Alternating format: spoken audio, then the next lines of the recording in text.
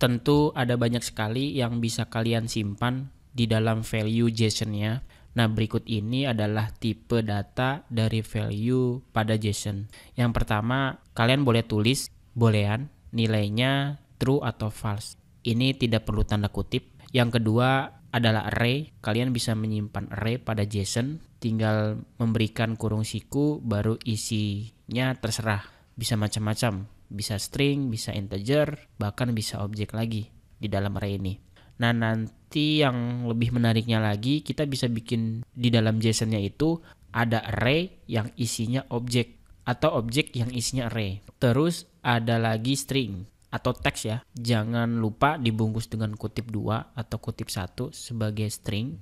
Lalu kita juga bisa menyimpan sebuah objek. Jadi objek di dalam objek. Kalau sudah objek ya berarti isinya pasti pasangan key dan value lagi. Terus ada number atau float. Dan yang terakhir ada null.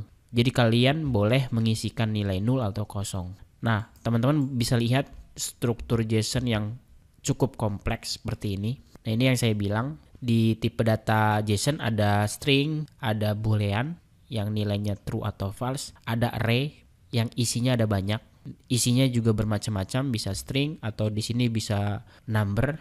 Itu bebas tergantung kebutuhannya apa. Nah, yang saya bilang ini yang lebih menarik. Jadi kita punya key, lalu isinya array.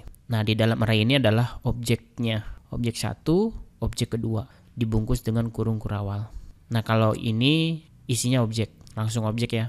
Kalau ini array yang bisa kita simpan beberapa objek. Tapi kalau ini cuma satu objek kita simpan. Pokoknya kurang lebih seperti ini gambaran dari format JSON-nya. Jadi itu semua adalah tipe data yang boleh kita simpan sebagai value di dalam JSON. Nah, sekarang bagaimana kalau kita langsung praktek untuk mencoba membuat file JSON yang sangat sederhana. Jadi silakan teman-teman siapkan kode editornya, lalu buat folder baru di htdocs-nya, terus dikasih namanya API dasar. Nah, nanti folder API dasar ini akan ada file-file latihannya. Kalau sudah dibuat foldernya, kita buka atau kita drag ke kode editor Sublime Text-nya. Tentu bukan yang objek ya. Ini objek latihan yang sebelumnya. Saya akan drag folder API ini ke Sublime Text. Ini kita remove saja. Ini kita delete. Di bagian folder ini kita akan buat file baru, yaitu file JSON. Jadi pastikan teman-teman buka kode editor lalu buka folder projectnya ke Sublime Text-nya. Jadi kita mulai, kita akan buat file JSON, misalnya kita kasih namanya hero.json. Seperti ini. Jadi pastikan format extensionnya .json atau .json. Jadi namanya baru diikuti dengan extensionnya. Cara buatnya ya sederhana. Kita mulai dengan kurung kurawal, pembuka dan penutup. Ini adalah objek. Nah, di dalam objek kita mau menyimpan beberapa properti. Lalu di sini kita menuliskan pasangan key dan value-nya. Jadi key titik 2 lalu value-nya misalnya kita tulis aja di sini Laila. Nah, ini sudah merupakan format JSON yang valid. Tapi bagaimana kalau misalnya kita ubah formatnya jadi sedikit lebih bervariasi? Ya misalnya sesuai dengan namanya, kita akan buat data hero untuk menampung data-datanya. Pertama ada nama, titik 2, lalu namanya itu dibungkus dengan string atau kutip 2 sebagai isi value dari si namanya. Lalu properti berikutnya kita pisahkan dengan koma. Misalnya yang kedua apa nih? Level. Ingat key selalu pakai kutip 2. Nah, level di sini angka ya. Kalau angka ya berarti tidak perlu pakai kutip 2 atau 1. Kita langsung nulis aja angkanya di sini. Level 5 misalnya. Selanjutnya kita kasih koma lagi. Misalnya untuk mengecek apakah hero ini sudah bertarung atau belum. Nah, kita kasih key namanya ranked di sini. Terus diisi boolean. Kalau sudah ranked kasih true. Kalau belum ya false. Anggap aja kita belum bertarung. Kita gunakan false misalnya. Lalu hero ini termasuk jenis apa? Ya, kita tulis rule di sini. Pastikan huruf kecil semua. Jadi rule titik 2, misalnya di sini hero jenisnya fighter atau bertarung. Lalu berikutnya kita menambahkan rank atau pangkat. Pangkatnya apa nih? Kalau pangkatnya banyak, kalian bisa simpan ke dalam sebuah array. Ya, misalnya kita tulis saja di sini elite, ada master, dan ada apa lagi? Epic. Nah, ini kalau yang sering main Mobile Legends pasti tahu. Jadi tulis aja di sini array-nya. Kalau kalian mau nambahin lagi ya silakan. Jadi value-nya bisa string, integer, boolean, array, bahkan objek. Nah, misalnya hero ini punya lawan kuat.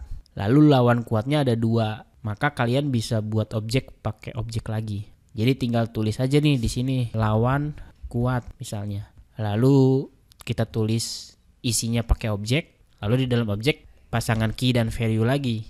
Misalnya kita tulis hero 1. Siapa nih hero 1? Misalnya hero pertama ada Mia sebagai hero lawan kuat dari Layla. Lalu selanjutnya hero 2 ada Balmond. Nah, ini dia 2 hero sebagai lawan kuat dari Layla. Ini contoh aja. Pokoknya penulisan JSON yang valid seperti ini. Ada string, number, boolean, array, bahkan ada objek di dalamnya. Tentu teman-teman harus perhatikan dalam menulis JSON ini. Kalau teman-teman menggunakan kutip 1, dia akan ngasih peringatan kalau ini adalah error. Jadi harus pakai kutip 2 ya. Baik itu value-nya maupun key-nya. Harus pakai kutip 2. Nah, ini dia JSON yang valid. Nah, sekarang kalau misalnya hero-nya itu lebih dari 1, gimana? Tentu kalian tidak bisa copy ini semua, lalu kita pisahkan dengan koma, lalu simpan di bawahnya. Nah, kalau seperti ini adalah JSON yang tidak valid. Ini akan error. Kalau ingin seperti ini, maka kalian harus menyimpannya dulu ini semua ke dalam sebuah array. Caranya kasih kurung siku, pembuka, penutup, baru di dalamnya kita simpan objek tersebut. Kurang lebih seperti ini. Jadi sekarang JSON kita berisi array yang di dalamnya ada 2 objek. Objek pertama, objek kedua. Nah, ini dia baru JSON yang valid. JSON yang benar. Begitu teman-teman. Gimana? Paham nggak? Kita coba akses deh data JSON ini. Silakan buka Google Chrome-nya. Lalu saran saya kalian install deh sebuah extension namanya JSON View. Di bagian kanan atas teman-teman bisa download yang ada titik 3 di sini. Kita klik aja. Terus kita pilih More Tools Extension. Kemudian di sebelah kiri di sidebar-nya kita cari Open Chrome Web Store. Nah, teman-teman tinggal cari saja nama extensionnya adalah JSON View. Nah, teman-teman install yang ini yang dibuat sama Gildas JSON View-nya. Kalau ketemu tinggal add to Chrome untuk menambahkan ke Google Chrome-nya. Nah, buat apa sih JSON View ini? Ya biar tampilan JSON-nya itu lebih enak dilihat dan mudah dibaca. Kita bisa buktikan setelah teman-teman install JSON View ini, teman-teman bisa ketikkan localhost API dasar. Jadi kita buka localhost, arahkan ke folder project-nya yaitu API dasar, dan kita akses filenya hero.json. Nah, ini berikut tampilan dari hasil JSON-nya. Nah, kalau format JSON-nya benar, tampilnya ya seperti ini. Bisa dibaca dan bisa ditutup. Bisa ditutup, bisa dibuka. Dia lebih interaktif tampilannya dan bisa dimanipulasi.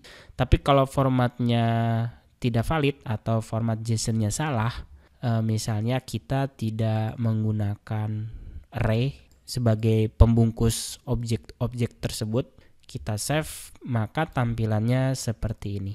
Dikasih tahu kalau ada yang salah dari format JSON-nya. Jadi perhatikan penulisan JSON-nya. Saya harap teman-teman tidak ada yang error dan tampilnya seperti ini. Oke, jadi itu dia JSON yang sangat sederhana. Tentu kedepannya kita jarang sekali membuat JSON manual seperti ini.